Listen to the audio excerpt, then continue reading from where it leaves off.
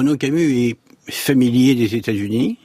Il y a vécu, et quand on regarde son journal, qui est intégralement mis en ligne depuis la fin des années 70, pas mal d'articles de ce blog sont écrits depuis les États-Unis, mais il n'est pas celui qui a introduit la notion de grand remplacement, qui a été utilisée avant lui. La parution de l'essai de Renaud Camus, c'est 2010, par au moins deux personnes dont une connaît très bien la France. La première, c'est Jared Taylor, qui a été mon condisciple à Sciences Po à la fin des années 70, et le second, c'est Samuel Francis. Sam Francis, qui était un intellectuel républicain, ultra-conservateur, qui justifiait la ségrégation raciale et l'esclavage, puisque pour lui, la Constitution américaine devait être comprise comme ceux qui l'avaient écrite à l'époque donnée où elle avait été rédigée. Oui, mais ça, c'est l'interprétation... C'était une constitution pour les hommes blancs, grosso modo. Oui.